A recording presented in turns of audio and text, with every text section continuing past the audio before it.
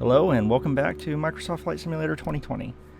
It's been a while since I put a video up of anything, and I think it's been long enough that I guess a reintroduction of sorts will be in order for anybody who knew who might be finding this, or any subscriber who clicks on the link.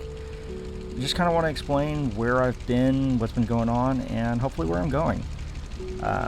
First off, we'll get into the technical side of this.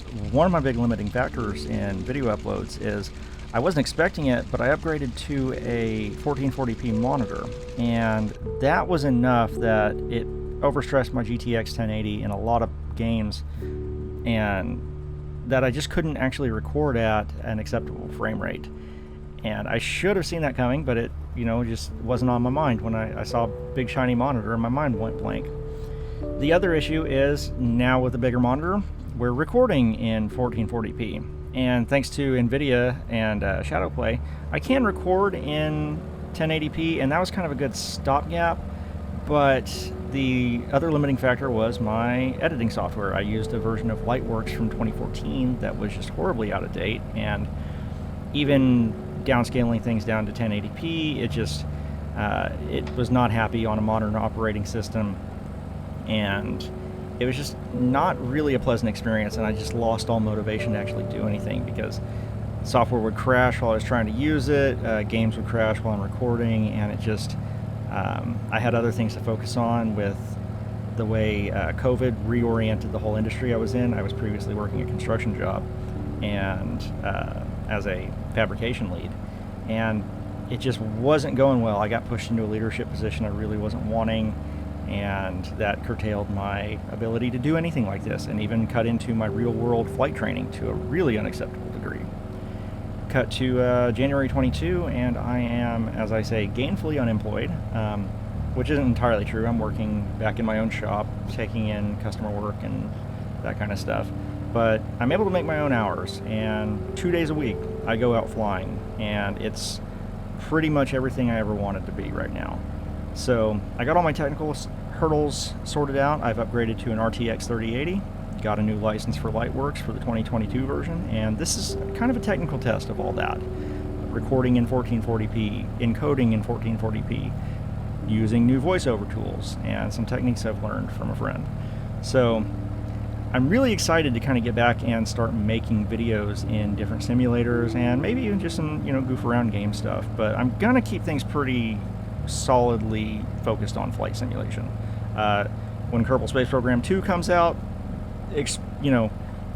subject to change, obviously. That game's going to devour my life, I know it. So, but right now, just going to be doing a lot of flight stuff because I really want to show off and share some of the stuff I've been doing in the real airplane. However, I'm not set up to rig the plane up with GoPros and do that kind of stuff.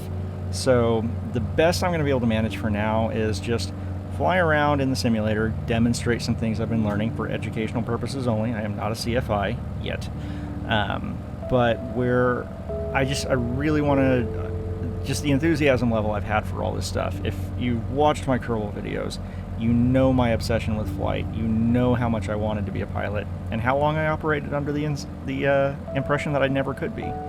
Finding out that wasn't true, I've got a Class 1 Airman Medical, just got that renewed this year, and it's just, this is what I want to do for a career. I want to fly, and these next couple years while I'm in training before the actual work begins, I think are going to be, there's going to be a part of me that's going to be like, hurry up and let's get to the show, but at the same time, I'm never going to be in a period like this again where I'm kind of working my own schedule and getting to fly just for the sheer, joy of it. My lessons are fun.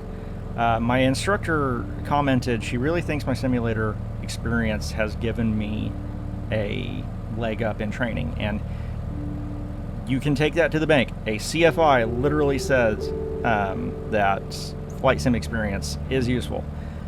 I had to unlearn a few things in my early primary flight training. Mainly, the simulator teaches you to read the instruments a lot, and so I had to get my head out of the airplane, start looking at something other than the dashboard, use my visual reference lines for the horizon, bank angle, and stuff like that.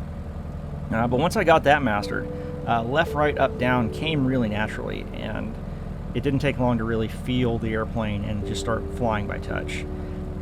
And my flight instructor predicted, and she was correct, that the simulator would also make the transition into instrument training easier.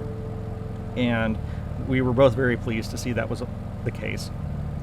The instrument stuff came very naturally to me. I was used to staring at the gauges. I got my gauge sweep down, and the first time we went out and shot some VORs and did some precision approaches, I was within the instrument rating check ride standard. Now, it's not always going to be like that because this was fairly simple stuff, but it was an encouraging place to start out from. So I'm really excited to kind of show off some of that stuff and demonstrate it, and just, again, share the enthusiasm I have for the stuff I'm doing right now. And I finally feel like I am equipped to do that justice, and I'm actually excited to make some more videos and get some stuff out of here. It's just finally having a platform that works well enough for me to work in.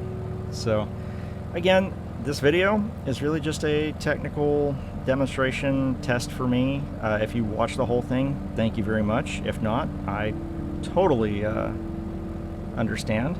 But this is kind of going to be the end of my talking over things, and we're going to just let the flight play out, and thank you for watching.